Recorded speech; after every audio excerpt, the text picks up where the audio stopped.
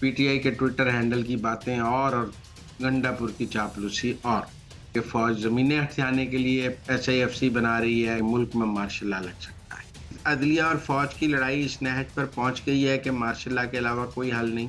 ये जितने लोग आज मार्शल लॉ लगवा रहे हैं, ये कल पीसीओ का हलफ भी ले लेंगे। इस्लामाबाद में मुजाहिरीन पर गाड़ी चलाई, वो नदीम अंजुम का बेटा चला रहा। अस्सलाम वालेकुम नाज़रीन, आप देख रहे हैं प्रोग्राम अंदर की बात मुज़म्मिल सोहरावर्दी के साथ। मैं हूं आपकी मेज़बान इकरार रियाज़। हमारे साथ मौजूद है मुज़म्मिल सोहरावर्दी।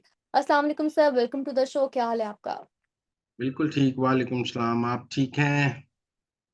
मैं ठीक हूं, अल्लाह पाक का शुक्र है सर। सबसे पहले आज के अंदर की बात जो आपसे जानना चाहेंगे वो ये है कि आज एपेक्स कमेटी में एसआईएफसी से रिलेटेड इजलास जो हुआ है उसमें सीएम केपी की आफ्टर ऑल शिरकत हो गई। इस मुतालिक आप क्या कहेंगे? कहाँ देखते हैं पीटीआई को?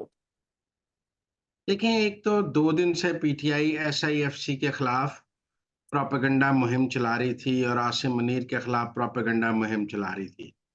इसीलिए पहले एसआईएफसी का दावतनामा गंडापुर को नहीं दिया गया। उसके बाद जब गंडापुर साहब की तरफ से राब्ता हुआ कि हमें नहीं बुलाया जा रहा, हमें नहीं बुलाया जा रहा, शोर मचाया गया, तो उनसे पूछा गया कि अगर आपको बुलाया जाएगा तो आप आएंगे? इन्होंने कहा, जी हम तो सर के पांव कदमों चले, तरशत चश्मे मा रोशन दिले माशात चलते आएंगे। उनसे पूछा गया कि आपकी पार्टी तो एसआईएफसी के खिलाफ मुहिम चला रही है। उन्होंने कहा, नहीं हमारा केपी हुकूमत का उससे कोई ताल्लुक। लिहाजा इस गारंटी पर कि वो पेश होंगे, उनको एसआईएफसी में बुला लिया गया।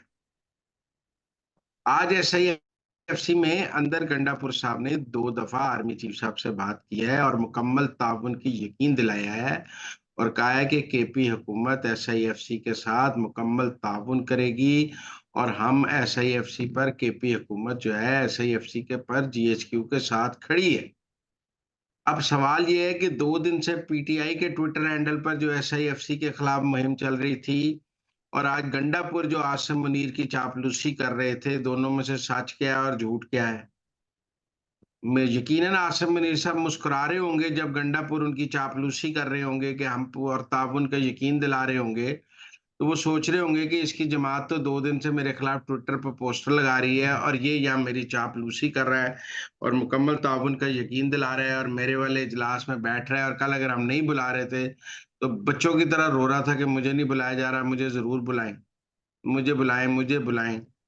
अ, अब सूरत हाल ये है कि आज वो पेश हुए, आज वो मौजूद थे एसआईएफसी के इजलास में और उन्होंने अपने मुकम्मल ताउन का यकीन दिलाया है। बाकी ज़बानी गोलाबारी अपनी जगह, लेकिन उन्होंने कहा है जी कि फ़ौज के हर मंसूबे में हम फ़ौज के साथ हैं। फ़ौज के खिलाफ हमारा कोई एजेंडा नहीं है और वो जो एसआईएफसी के खिलाफ ट्विटर हैंडल्स हैं, वो मेरा उनसे कोई ताल्लुक नहीं। तो एक तो वो आज आर्मी चीफ की चापलूसी करते रहे और अपने पूरे ताउन का यकीन दिलाया। जितने एसआईएफसी के केपी में प्रोजेक्ट्स हैं, उन्होंने कहा जी हम सब उसमें 100% ताउन करेंगे और हमारी तरफ से आपको कोई शिकायत का मौका नहीं मिलेगा, अच्छे बच्चे की तरह। तो लिहाजा नाज़रीन, हाथी के दाँत खाने के और दिखाने के और पीटीआई के ट्विटर हैंडल की बातें और गंडापुर की चापलूसी और। तो एक तो ये थी बात, वरना आज उनको ऐसे अगर पीटीआई की ट्विटर मुहिम देखें तो आज उनको एसआईएफसी की में नहीं जाना चाहिए था, क्योंकि वो तो एसआईएफसी को एक गैर आईनी इदारा कह रहे थे। फौज का अस्करी का कब्जा ग्रुप कह रहे थे। वो कह रहे थे कि फौज जमीनें हथियाने के लिए एसआईएफसी बना रही है, किसानों का इस्तेसाल। तो इस सब का हिस्सेदार बनने के लिए गंडापुर आज वहां क्यों पहुंच गया और फिर वहां पहुंचकर फौज की चापलूसी भी करने लग गया, अपने ताउन का यकीन दिलाने लग गया, बूट पॉलिश करने लग गया कि मुझे आप अपना बच्चा समझें, मेरे बयानात पर ना जाएं, मैं फौज के हर मंसूबे में फौज के साथ हूँ। और आसिम मुनीर मुस्कुराते रहे जब 2 दफा उन्होंने उनकी तारीफ की और उनके लिए सारी बात। तो एसआईएफसी की कुल कहानी, बाकी उसमें जो बातें हुई हैं वो पाकिस्तान में सरमायाकारी के लिए है। उनमें अब डेस्क बन रहे हैं हर मुल्क का अलग, ताकि उस मुल्क की फैसिलिटेशन हो सके। एफबीआर की डिजिटलाइजेशन है।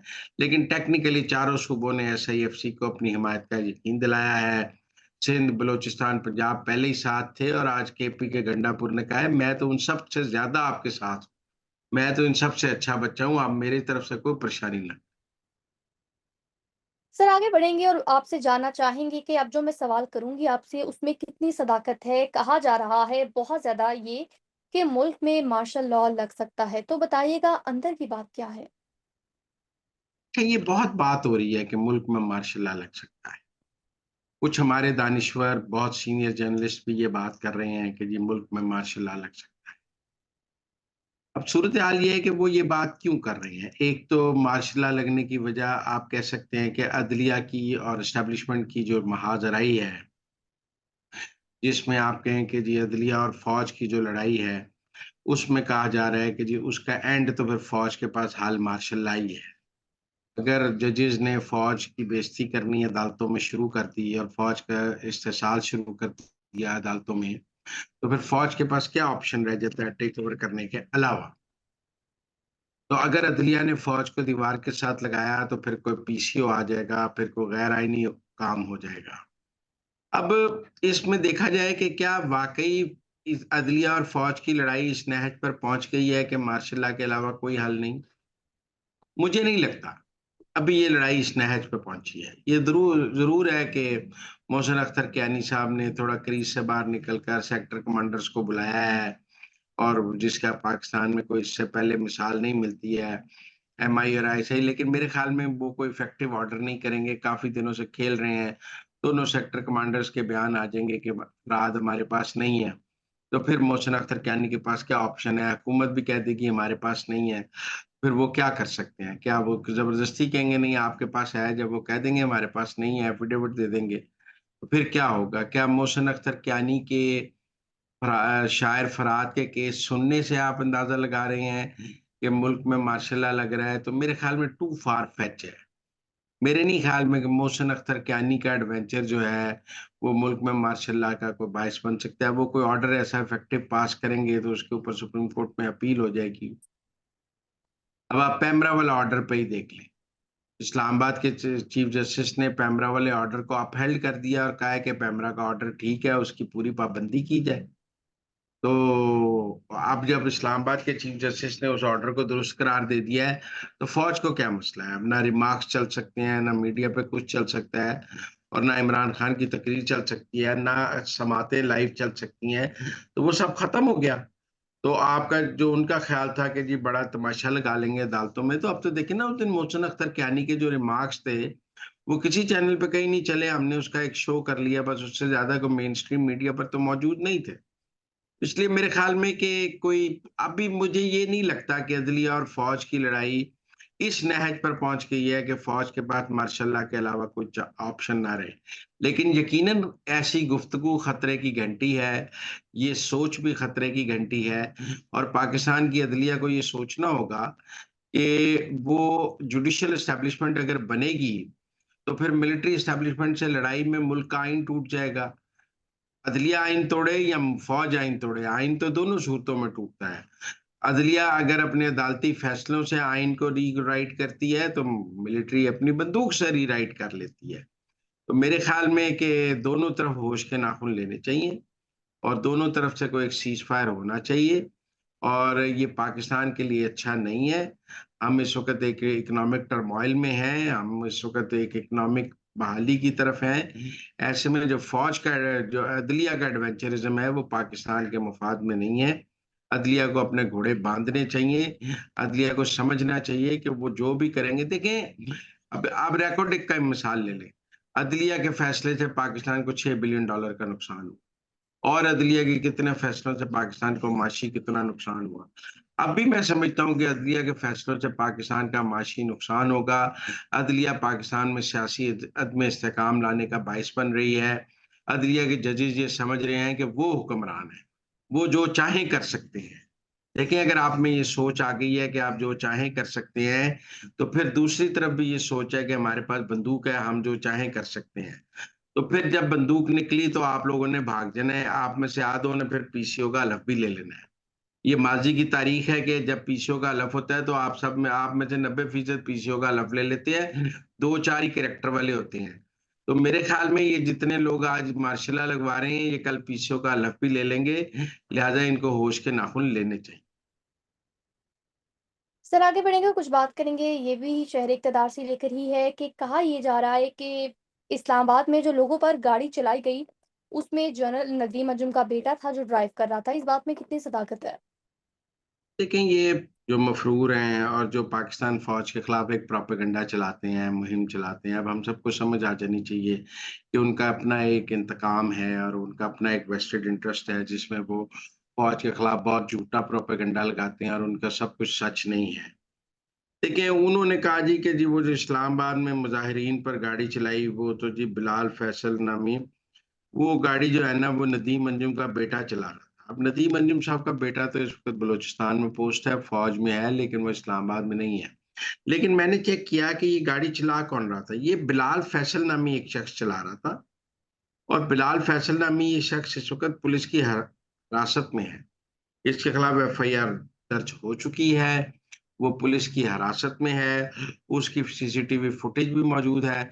लेकिन जो सूरत-ए-हाल ये है कि वो है एजेंडा है, झूठ इंटरेस्ट। बोल फ़ौज के बारे में, तो ये वो उस हवाले से प्रोपेगेंडा कर रहे थे, लेकिन ये बात ठीक नहीं है। उनके ट्वीट्स भी झूठ हैं। अब सूरत-ए-हाल ये है कि वो लंदन में बैठे हैं और लंदन में बैठकर अगर वो झूठा प्रोपेगेंडा करेंगे, तो हम उसका क्या जवाब दे सकते हैं? ना नदीम अंजुम उनको खुद ट्वीट करके जवाब दे सकते हैं, ना फ़ौज दे सकती है। लेकिन बहरहाल झूठ, झूठ है और झूठ, झूठ ही रहेगा।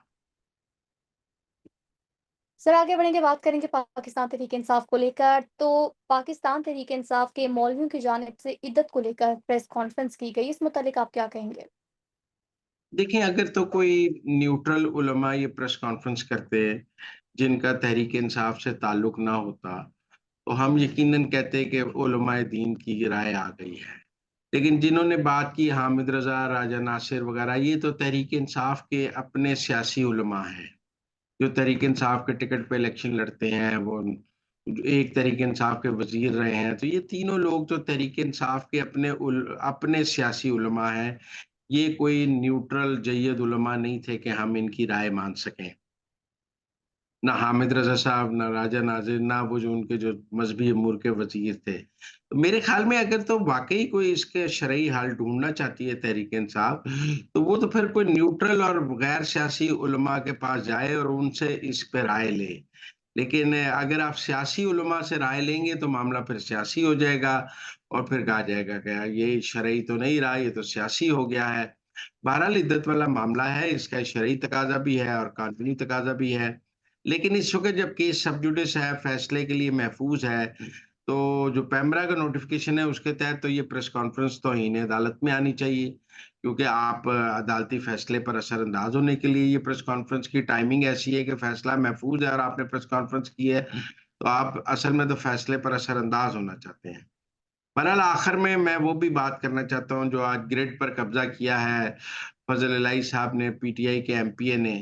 मैं समझता हूँ कि वफ़ाक को दरगुज़र से काम नहीं लेना चाहिए और फज़ल इलाही साहब को इबरत का न जो है एक मिसाल बनानी चाहिए। क्योंकि इस तरह तो मेरा मतलब है हर सूबा अपने अंदर जो है वो वफ़ाक को पंचिंग बैग बना लेगा और वफ़ाक बहुत कमज़ोर हो जाएगा और ऐसे लगेगा कि वफ़ाक पर चढ़ दौड़ें तो कोई कुछ कर ही नहीं सकता है।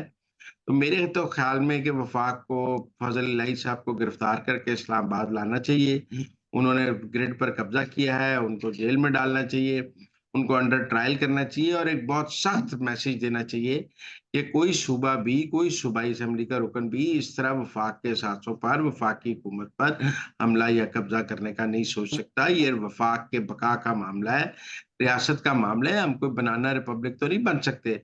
और ये बहुत गलत बात है, इस पर मेरे ख़्याल में नरमी नहीं दिखाई जानी चाहिए। बहुत नरमी पहले दिखाई जा रही है, अब नरमी नहीं दिखाई जानी।